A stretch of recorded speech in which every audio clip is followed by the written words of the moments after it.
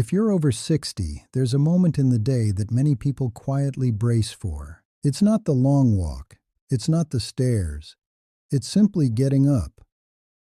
You've been sitting, maybe reading, driving, or watching a favorite show. You go to stand, and for the first few seconds, your knees feel stiff, your hips feel tight, and your lower back feels like it needs a moment to wake up. Many people describe it the same way. Once I get moving, I'm fine, but those first steps are rough. If that sounds familiar, the most important thing I want you to hear right away is this. That kind of stiffness is very often not damage. In most cases, it's your body responding to how long it's been in one position. Today, I'll show you why the hips are often the starting point, how certain chairs quietly make standing harder, and a few tiny movements you can do before you stand to make that transition feel noticeably easier. And later, I'll also mention a simple free morning guide many people use to make those first few steps of the day feel smoother. Think of your body like a chain. When you're sitting, the main links in that chain are your hips, your knees, and your lower back. If one link stays bent for too long, the others have to work harder when you try to straighten the chain again. Here's what usually happens. When you sit, the muscles at the front of your hips stay in a shortened position. If you stay there for 20 or 30 minutes or longer, those muscles get comfortable in that shape. So when you stand, those hip muscles pull forward slightly on your pelvis. To get you upright, your lower back has to arch more than usual, and your knees have to work harder to steady you. That's why pain often shows up in the knees or back. Even though the starting point is usually the hips, it's not that the knees are failing, they're compensating. There's a simple phrase for this: adaptive shortening. All it means is this: your body adapts to the positions you spend the most time in. If you sit a lot, your brain assumes, oh, this is our normal shape now. That's not injury, that's efficiency. This is also why recliners are a bit of a double-edged sword. They feel wonderful while you're in them. But because they keep you very still and very tucked, they make standing up harder, not because you're weak, but because your body has been in sit mode for too long. Let's do a quick audit of your home. You don't need special furniture. You just need a few small adjustments. 1. Deep sofas. If your hips sink lower than your knees, standing becomes much harder. Fix. Use a firm pillow to raise your hips slightly. When standing, move closer to the front edge first. 2. Recliners.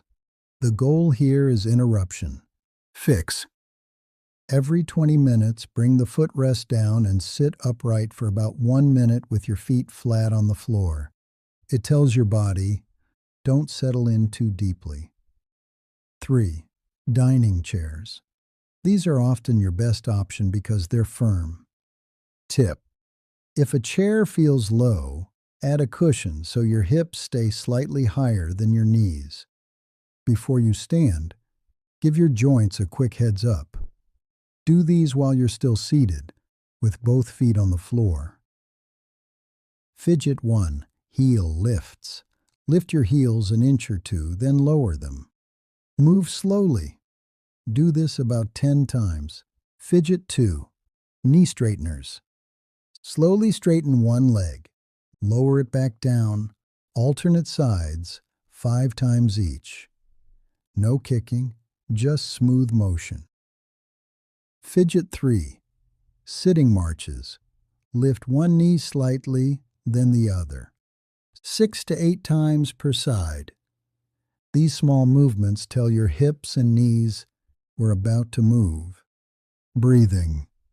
Tip: as you stand, gently exhale. Most people hold their breath without realizing it. Exhaling reduces unnecessary strain and makes standing feel lighter.